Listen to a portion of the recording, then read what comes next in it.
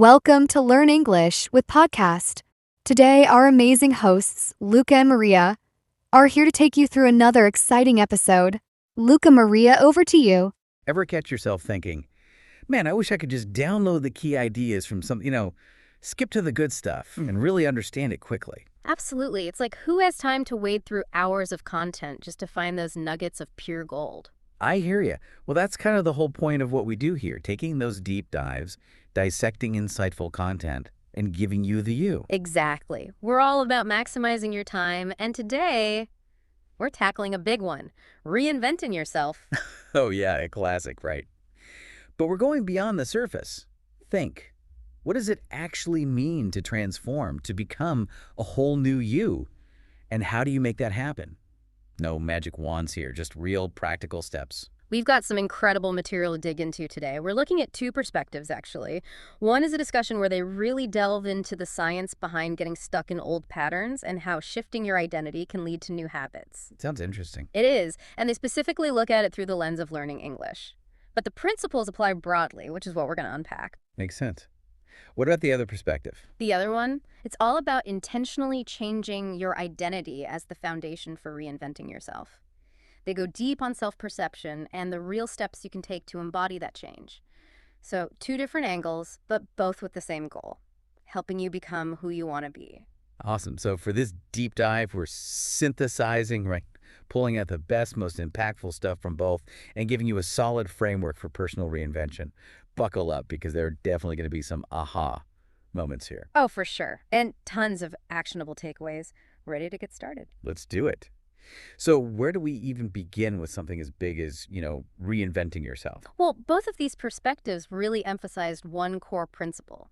Your identity. It's more powerful than we often realize. It shapes our behavior, our possibilities, everything. Right. It's not just a label. It's like the operating system of your life in a way. Exactly. And in that discussion about English learning, they talked about how limiting it can be to just accept things about yourself, like, oh, I'm just not good at English, or procrastination is just part of who I am. It's like we build these cages around ourselves with the stories we tell. Totally. It's so easy to fall into that trap. And here's the thing. If you constantly tell yourself, this is just how I am, your brain starts to believe it.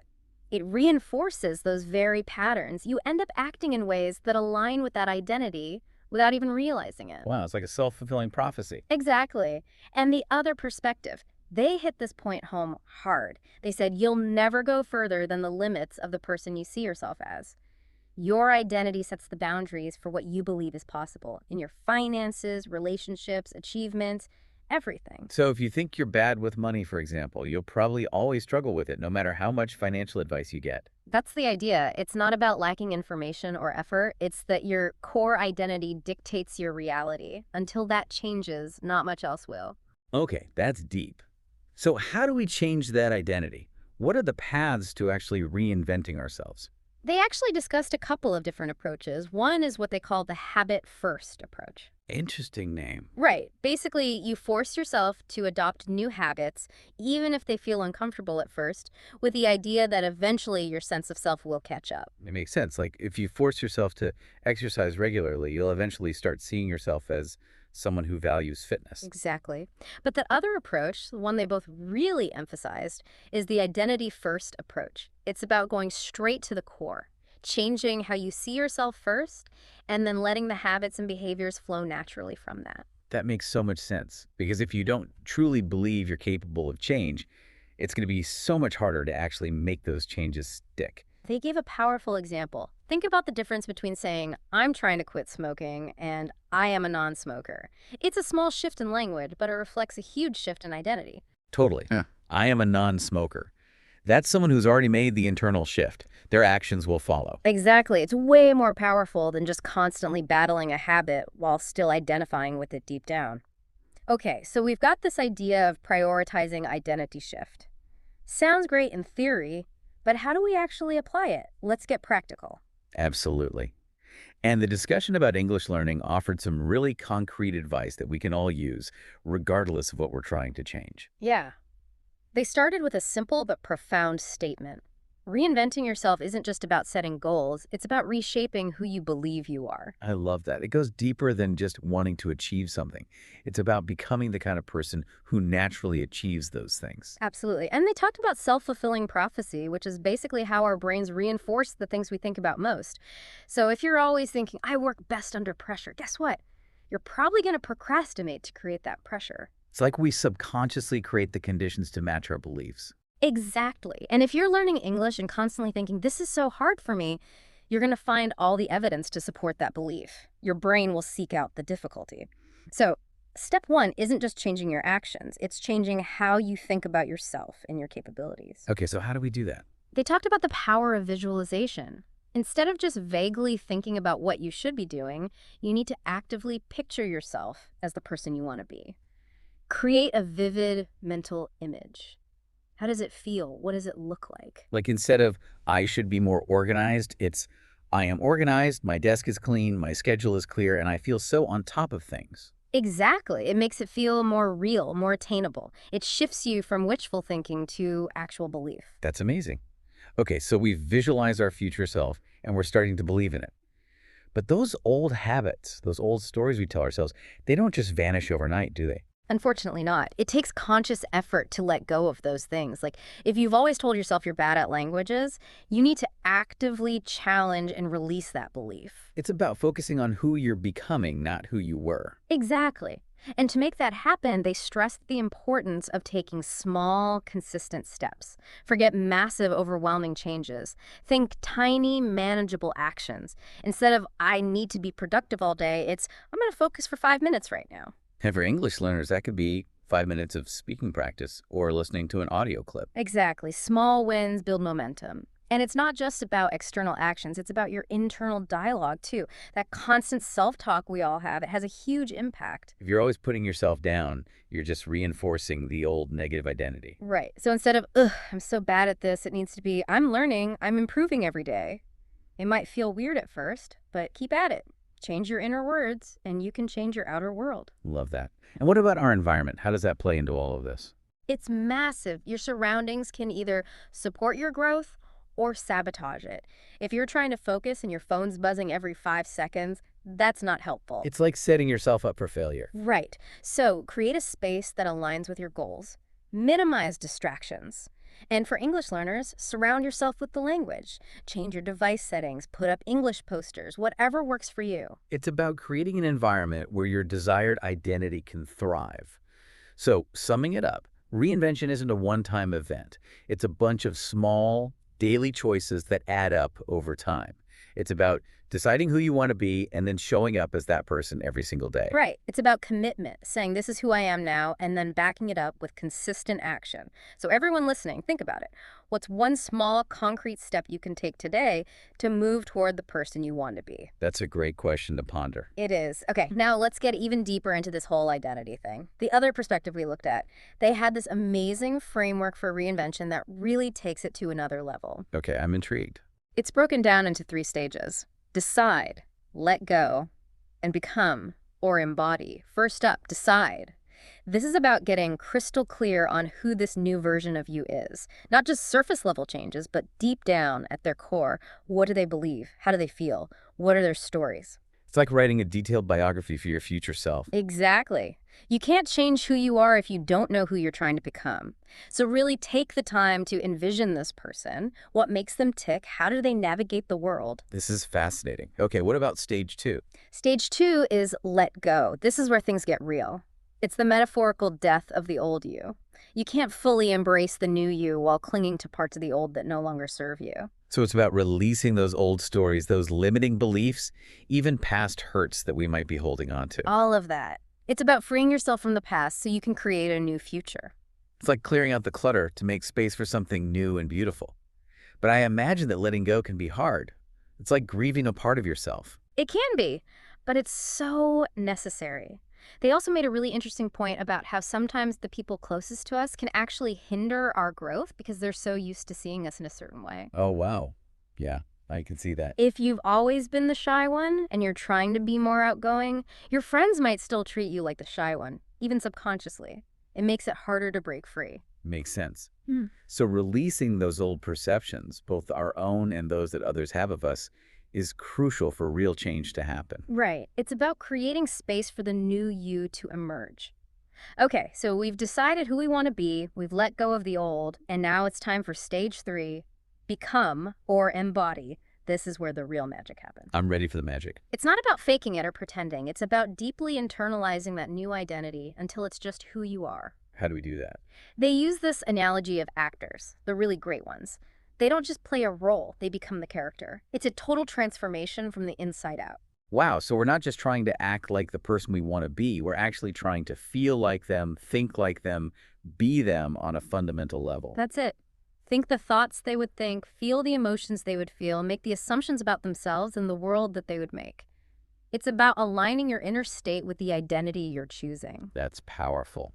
And they shared this personal example of how someone shifted their identity from someone who makes videos to business owner. That internal shift led to different actions and ultimately a whole different level of success. It's like the principle of acting as if, but it's rooted in genuine embodiment. It's not just faking it till you make it. It's becoming it. Exactly. And it highlights how much our identity shapes our behavior. If you want to change your actions sustainably, change your identity. And that's not just about how we see ourselves. It's also about how we internalize the things we tell ourselves and the things others tell us. Like, think about the impact of positive reinforcement on kids. If you constantly tell them they're smart and capable, they're more likely to believe it and become those things. It's the same with ourselves as adults. We can choose to reinforce positive identities and beliefs.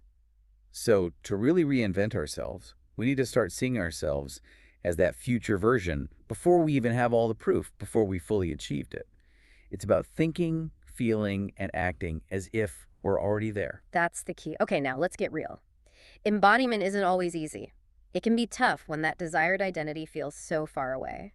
Yeah, like how do you bridge that gap between who you are now and who you want to be? They talked about climbing the ladder. If that ultimate version of you feels too distant, find an intermediate step. An identity that's closer to where you are now but still moves you in the right direction. Instead of I am a millionaire, maybe it's I am financially responsible. So it's about finding an identity that feels believable, something you can actually step into right now. Exactly. And once you solidify that, the next step becomes easier. Another great tip they shared was to practice embodying your new identity in neutral environments, places where no one knows you or has any preconceived notions of who you are. That's interesting, like a test drive for your new identity. Right. You can experiment without the pressure of others' expectations. And speaking of others, when it comes to those close relationships where there might be some friction, open communication is key. Let them know you're changing and show them consistently with your actions. It's not always easy, but honesty and consistency go a long way. And remember, some relationships might naturally change or evolve as you do. That's okay. Growth sometimes means letting go of things that no longer serve us. Oh, and one last point they made. Big life transitions, whether positive or negative, can be amazing catalysts for reinvention. When you're already going through a big shift, it can be easier to step into a new version of yourself. It's like the ground is already shifting, so might as well build something new on it. Exactly. So pulling it all together, reinventing yourself, really boils down to the power of identity. Shifting that core sense of self, combined with mindset work, visualization, consistent action, positive self-talk, and a supportive environment, that's the recipe. And for those who are looking for even deeper transformation, that 3-stage framework of decide, let go, and embody is incredibly powerful. It is. So the takeaway here is you have the power to reinvent yourself. You're not stuck. Change is possible. It starts with a conscious decision and consistent action. Powerful stuff. And now, for everyone listening, here's that question again. What's one small action you can take today, right now, to move toward the person you want to be?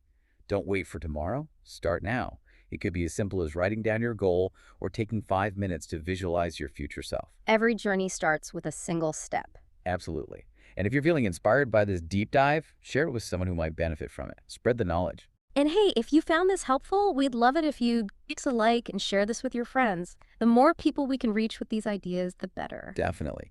And if you want more deep dives like this, make sure you subscribe. We're constantly exploring fascinating topics and sharing the most insightful takeaways. So hit that subscribe button and join the journey. Now, here's a final thought for you. We're all constantly evolving, whether we realize it or not. So, in a sense, you're always reinventing yourself. The question is, are you doing it consciously? Are you taking control of the process and shaping it to become the person you truly want to be? That's something to think about. It is. And on that note, we'll leave you to ponder that. Thanks for joining us for this deep dive. Until next time, keep exploring, keep growing, and keep reinventing yourself. Imagine standing at a crossroads. The path you've been on, once familiar and comfortable, now feels stagnant, unfulfilling.